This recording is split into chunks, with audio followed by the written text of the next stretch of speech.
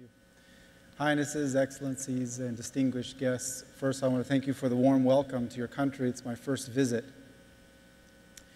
And within the first 8 hours, I was at the Reem International Racetrack, just an hour outside of Riyadh, to watch young men from around the whole region race superbikes. I returned on the second day and gave a clinic specifically to the Saudi racers on high-performance riding. I think they'll have secret weapons for the next race.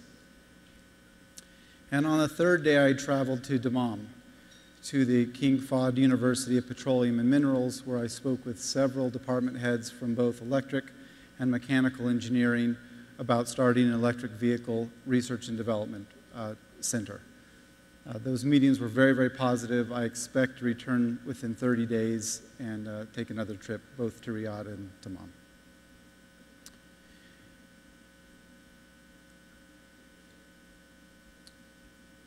Innovation has been at the core of what I have done through my entire academic and professional life. About 10 years old, I wanted to become an inventor and could not find a real clear path and ended up studying architecture. We were a very small company. We designed over $2 billion worth of architecture. We competed with large companies on large scales exclusively because we were very creative and innovative. The call to invention was too great, and in 2010, I moved towards motorcycle and electric vehicle design, where we introduced the Motosiz E1 PC, which Popular Science calls the most advanced electric motorcycle in the world. We entered the 2 largest electric races, we won them both, and set 2 track records. So any success I've had to date is exclusively due to innovation.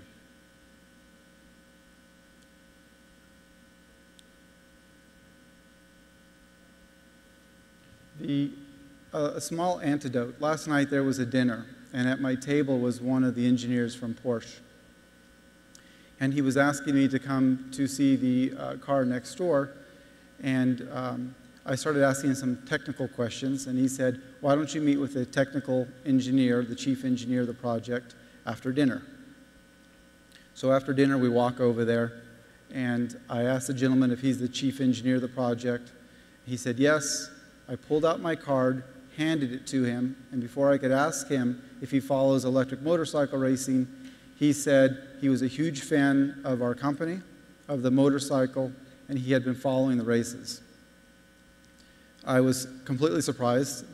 I said, I'm a big fan of yours and your product and what you're doing. The point is, innovation is so powerful. It's in fact an equalizer. It's why the smallest company in the automotive sector could speak with the largest company or one of the largest companies in the automotive sector. And we could actually be, last night for that discussion, on the same level. In fact, there's good reason to believe that we'll do some work with that company or follow up as some of our technology could generate more performance in a smaller package than what they have. I don't think there would be any conversation with their purchasing department or their manufacturing department or their finance department, but on innovation, that is a powerful and balanced, powerful tool. For sure, Motosiz and Porsche would take 2 different paths to innovation. If there was a single path that we could all go down, that would no longer be innovation, that would be status quo. And then somebody would step off that path, and they would be, in fact, the new innovators. Volkswagen, who was a fantastic sponsor of this whole forum, could actually kind of muscle their way into innovation. They've got the ability to utilize existing financing, strategic partners, and get the incentive or the initiative from the CEO and go ahead and move towards that goal. I call that typically, and what we usually find is a 5-degree incentive, a 5-degree variation from where they're going. It's not very dramatic. In fact, a company like Volkswagen or large corporations, you would think have all the tools to innovate. We've heard for 3 days how critical innovation is. But in fact, they don't have all the tools, and they do have some of the problems. They typically have some kind of history or some kind of legacy. You can imagine if Volkswagen had just made a significant investment in a plant for a certain technique, that the likelihood of them leaving that and going down a different path would not happen. This typically, based additionally on their size, kind of slows innovation down a little bit, and usually we find a little more of an evolution than a revolutionary solution comes out of a large company. On the other hand, the entrepreneurs who have also been up here have lots of barriers to entry. The biggest barrier, of course, is in fact they have to set up the company before they can ever even start working on the design. Finances are extremely difficult. There's a lot of redundancy on setting up just basic things like internets and purchasing and accounting programs that, again, do nothing to help the entrepreneur actually innovate. But the entrepreneur does actually have some assets that the big company doesn't have. They usually have a passion and a dedication that is unmatched in the big corporation. They have a streamlined process. I can just say again from last night, after I left here around midnight, I got in the car, checked my email, heard about a problem in engineering, called my office, and by the time I got to the Novotel, about 3 minutes later, we had a solution and they were working on it. Went to the hotel room, probably slept 3 hours last night. I don't think that's probably what happened to the Volkswagen guys. So there are some, small, but there are some assets that the entrepreneur has over the large company. This also, this incentive, is typically more radical. As opposed to the 5 degrees, it's often a 180-degree directive, and that, again, can spawn more revolutionary ideas. But what's interesting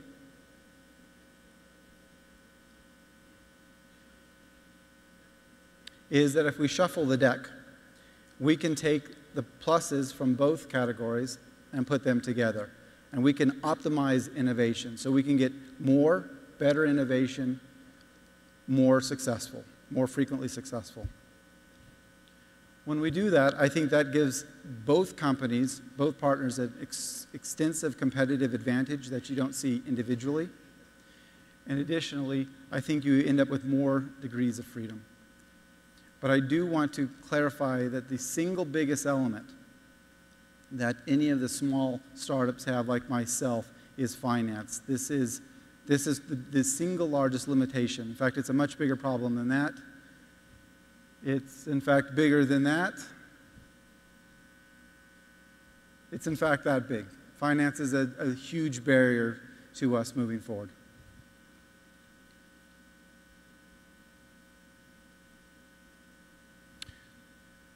In 2011, when we debuted the bike was basically a platform for technology that we wanted to move into the automotive sector to help support the electric vehicle trend.